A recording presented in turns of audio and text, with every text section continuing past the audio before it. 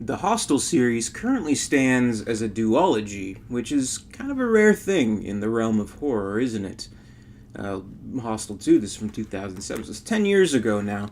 You'd think at this point there would at least be, I don't know, even like a straight to video piece of shit Hostel sequel. Unless there isn't, I just don't know about it, but as far as I know, there's just the two movies. But as I said in my last video, we need to have a Hostel Part 3, a crossover with the Taken series. So Taken 4, Hostel 3 would be ideal, I think. But Hostel 1 and 2, it's a good double feature, I think, because both movies are very similar, but obviously have their differences, and I think they complement each other quite well.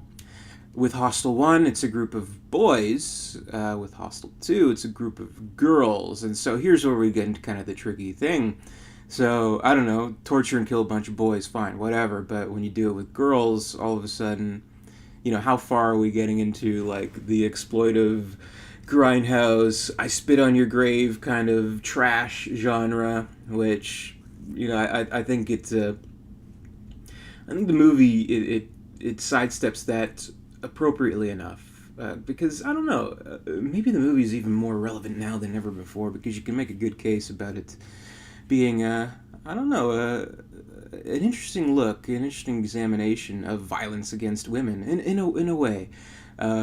What's one thing? I mean, one clear distinction. I mean, we both have the plot where it's like a group of the students finding their way to this hostel and getting caught up in the whole torture club thing. And I guess I'll say there'll be spoilers in this review, so you've been warned. With the first movie, the kids, the boys, they're lured in with the promise of having sex with beautiful foreign women, which how can they resist that? But the interesting thing about this one with the group of girls, they're more lured into it with the promise of like getting away from like the horny boys that are like trying to get with them, and like in some point they're legitimately worried about like being sexually assaulted and things like that. So let's go to this spa in this hostel, and we'll have a good time, forget our problems, and just enjoy ourselves, which is really why we're here. We want to do. So there's that. And one thing I like about this movie compared to the first one, what I think it does a little bit better, is that it does explore like who these people are, like the people in this murder club, basically. What kind of makes them tick? Why are they doing this, basically? And like, so with the scenes of the girls and going through Europe and finding their way to the hostel and things like that, it's intercut with the buyers, like who auction off, like again, there's kind of a whole process where the woman who lures them into it takes pictures of them, puts them on the internet. This is a European girl, this is an American girl, she costs this much, she costs this much, and they do the auction, things like that.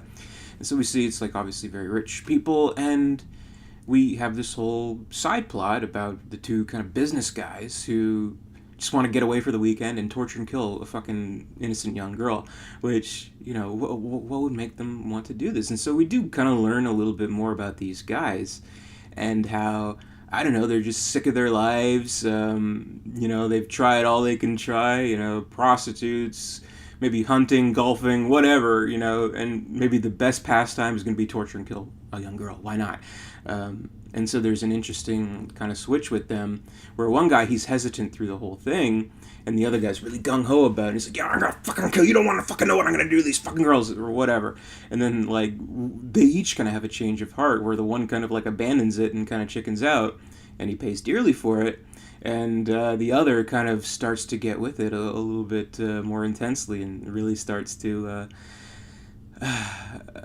take joy out of torturing this girl. And I don't know, it looks like this male insecurity where he's like basically like yelling at his wife the whole thing. So I don't know, I think someone could, like more eloquent than myself, could probably make a good argument about examining kind of violence against women, and kind of what the criteria of that is, what makes these sick people tick, which the first movie didn't really do. At least, for the most part, kind of looked at this, creepy guy who, I don't know, he's maybe a homosexual, he eats salad with his hands, I don't know, but whatever.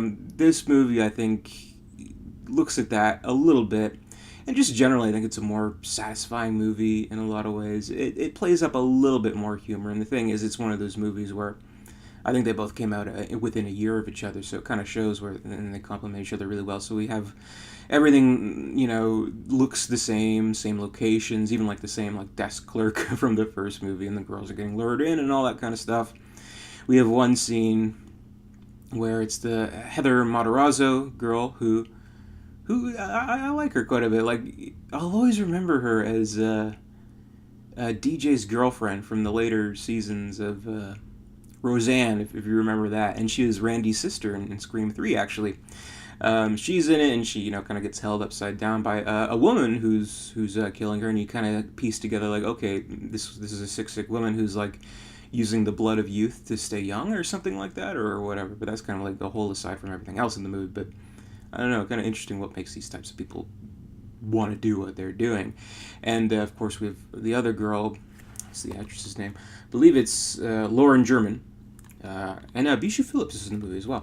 But Lauren German, she's kind of like the main girl, and she's there's kind of like a very important kind of character detail where her parents were rich and they died, and she kind of got inheritance, and she's very, very rich.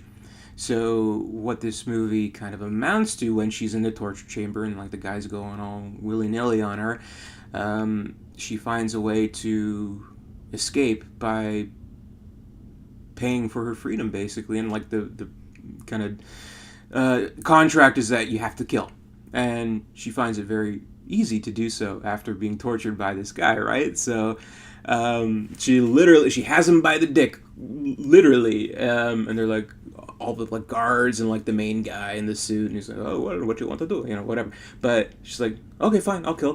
Cuts his dick off, feeds it to the dog. Cutting the man's dick off. This is very symbolic, I guess. Again, whoever's writing that examination of violence against female, taking his power away, I guess. And then, of course, tracking down the woman who lured them in. And I didn't even mention, the bubblegum kids, which are very fun. They're in the first movie too, like these like little criminal kids who are always like, give me $1, give me some bubblegum, whatever. Getting them to kind of help her out and things like that. And boom, lops the head off. Storovavia or whatever, to your health, basically. Cuts her head off. Ding ding ding ding ding ding. Hostel 2. Very satisfying, I think, and good double feature. Two movies that complement each other very well. But I would say Hostel Part 2 is the superior movie. If I had to choose one, I like it a little bit better. But yeah, they're both good. The Hostel movies. I'm not one for torture porn that much, and again, as I mentioned in the previous review, it's really, really hard to not say this is torture porn. I mean, hard to say this isn't torture porn, because, again, it's literally about people who get their jollies from torturing people. But, I don't know, they're intriguing movies. They have very, I don't know, specific plans and processes about this sick, seedy underworld that feel like it could be real. But unlike Taken, there's not really a real world equivalent to it that it's kind of exploiting and making into entertainment. Unless there's something we just don't know about and don't hear about in the news too much. But anyway, Hostel 1 and 2. It's a good series. I'd like to see a third one. Again, legitimately, I'd love to see it cross over with Taken. But good job, Eli Roth. Good movies. He knows his horror pretty well. And again, this was from a period of time when, whatever. Everything was remakes, or everything was either a remake of a classic or a remake of like a Japanese ghost movie, or a sad sequel in like the last dying breaths of franchises. So Hostel 1 and 2, I think they're worth your time. I think they're decent movies. Not my favorite, but well worth watching. So that'll do it. Thank you very much for watching. Be sure to comment, rate, subscribe. What do you think of the Hostel movies? Let me know below. And we're still going strong with 31 Days of Horror. Stay tuned for more. And until next time, I'll see you later, and stay scared.